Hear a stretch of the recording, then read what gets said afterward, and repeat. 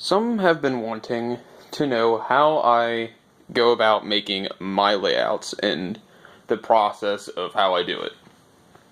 Really, the way I do it isn't too hard. So, for this layout in particular, I started with this. The coal station is one of my favorite destinations that I've got. I will build around this at first. So what I did was I figured out that I wanted to have the track go through here and through here on the same track. Luckily I have one of these. I don't think Thomas Brand had one of these. Actually, I take that back. They did have one, and it was in a starter set type deal. But I have no idea how common these are. That was about the only way I was going to get this to work. But that's beside the point. So both of these tracks, this side here from underneath, will run through and come to that switch. That switch just comes straight through here. So that would be the inner line. The outer line would connect to that one here, coming off that underneath, and continue to go around. I personally like doing 2 tracks like this going through the whole layout. Whether it be they are constantly side by side, or as they're down here, they split off for a minute, and then they will eventually connect back over there, right next to each other. So, another one was putting destinations in buildings, kind of like I would assume not close to each other, or not too far, or they look too crammed on some layouts. For me, what I do is I will start setting things up. So say this wasn't here originally. This was gone, and it had one of these in its place, with just this here, and this was just another straight. So I thought it looked kind of strange having just that there. I thought it could use something else. Luckily, I had the stop and go station available to take up some space, and now it doesn't look as empty. But it doesn't look so crowded that it doesn't look good. It looks like it's almost like a decent sized station with a passing track. Back here is where I'm not so happy, which would be right here at the quote unquote smelters or scrapyard. I think this looks really, really crammed. A is because it is going basically around the bridge. You have this big distraction here, which is in front of the curves. Going underneath things also makes it look kind of crammed. This, usually you don't want too much around it, unless it comes through and then continues with the length of the bridge. That's me. Because I have all of the engines laid about, it looks more crammed. Siding's completely full with diesels and scrap, looks kind of crammed. But I also enjoy it because scrapyards tend to be really, really messy and crammed together. Over here's where I started running out of ideas. Because originally it was just going to be a track coming off here and going to there where D199 is. So I had to think of something. This is what I came up with. It looks rushed. I really ran out of destinations because most of them are back here. But I made do with what I had. So here's a little neighborhood or whatever you would want to call it in your situation with Young Bao and the Chinese cars. Chinese Dragon cars. Then my little new Brio trains coming in here in the siding. Nothing too crazy. And really, if this all here was cut off, this wouldn't look that bad. So, if you would, imagine there's a giant wall right here. Whoops. Or, you would view it by section. So there would be nothing here along this back. It's just right here. Nothing else, all cut off. This wouldn't look bad. That's another reason I have this big center bridge, because over here is all industrial.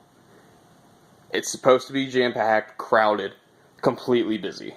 Over here, countryside, less compact, so there's a little bit more space where you can work with. I've seen a very few people do this. I actually got that idea from Turtles and Thomas, one of his videos. It actually took me a while to do it, but his was, I think, a bronze diesel, but I replaced it with a gold Take and Play Thomas. So you can really do small things like that. If you have just standalone buildings, like these ones here, from some generic set, I think. Don't quote me on that, because I've had these things ever since I was real little. I would set up things like that. Not too crazy about farms or things like that, but what I'm thinking about doing is I recently purchased this monster at a antique store for $10. It has lights and sounds and all that crazy goodness. Did I turn it off? I did.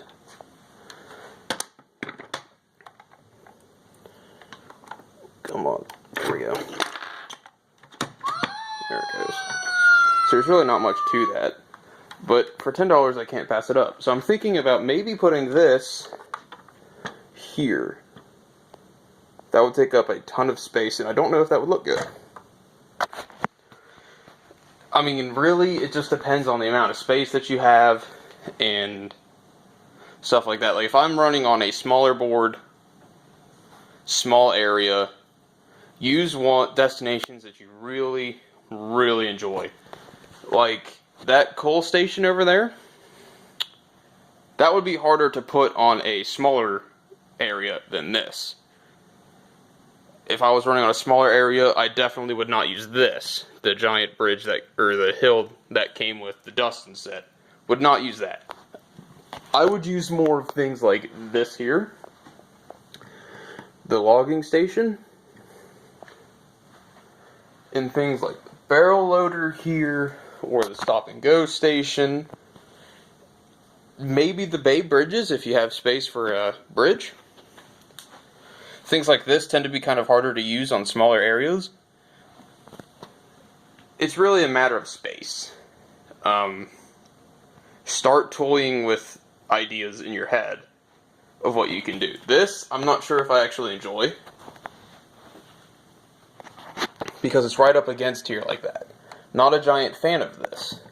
I would much rather have taken this out and put in smaller pieces, 2 inches on each side. But I'm thinking it's going to need 2 3-inch pieces, which I do not have. And in my opinion, not a giant fan of the way it sets like this either, where it's right up against the bridge here. This piece hangs real low. So what I did was, I imagined that invisible barrier where this section's cut off, and it's just that with this. Now, the reason I did that is because we'll bring Cole D up here. If Cole D needed coal on his railway, for whatever reason, he would sit here with his car, and the crane can come over and drop coal into it. Now, that's not exactly how it would actually happen within the railway series or standard railways. But that's the way I decided to set it up. So, when I went by the docks in the TV show, one of the areas at the docks, don't quote me on areas and things like that, because I never really understood where. But I remember in like a bunch of shunting yard areas and stuff like that, there was a long bridge. So I thought here maybe would be a good opportunity to do that. So I threw the bridge right up against that. because it's the docks and this is the Sodor Bay Bridge, I figured it would be a decent idea. Another way to start off on a layout is, we'll come over here to take this an example. The figure 8 set. It's not a bad set, not at all. It's a really decent starter set.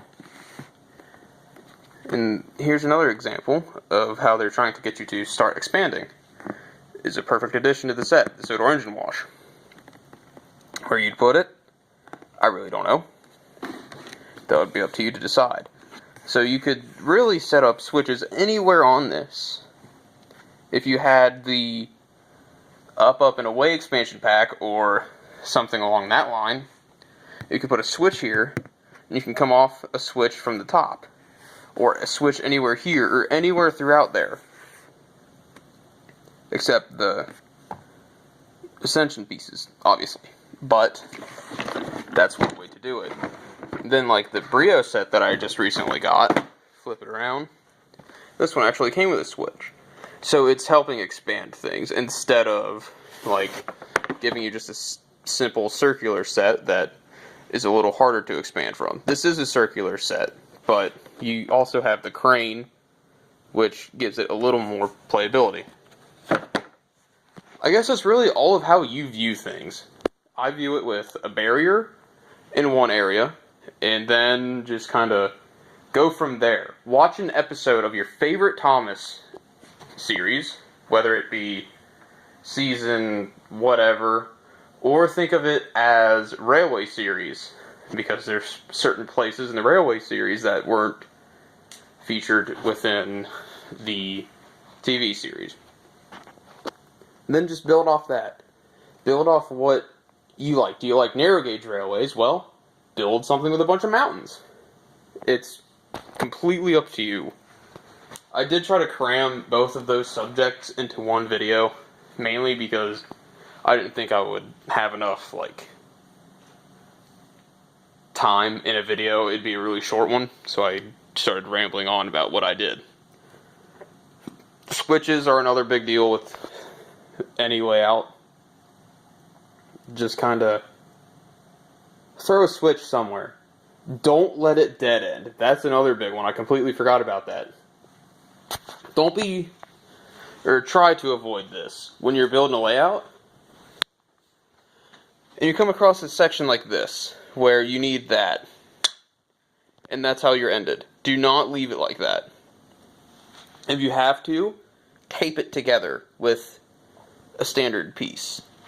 So you would grab your standard 2-incher, like that. Just tape that in there. It would have some give, but not completely. I see some railways, or not railways, but layouts, where they'll be going on, doing their own thing. I'll use this as an example, how it transitions through the mountain. I've seen my cousins do this. They would just leave it like that, or they would take this and just dead end it on that track. I would recommend staying away from things like that. This would give you a little more track. It'll take up a tiny more track, depending on how you did it, but it would also look a lot better. And then you wouldn't have this part wasted. Now that might sound contradictory because James is right here at a siding, but he's near the station, so I figured this would be okay. Some sidings are alright. Not all of them are, though. You don't want to have a near main line siding. That is pretty much all I've got to say about that. I really don't know the process. I pretty much turn on some kind of Thomas-related subject. Normally, it is fan-made Thomas episodes. Maybe Victor Tanzing, if you know him. I will throw him on in the background, and I will just, my mind pretty much blacks out. I just start laying track. That's really all I do.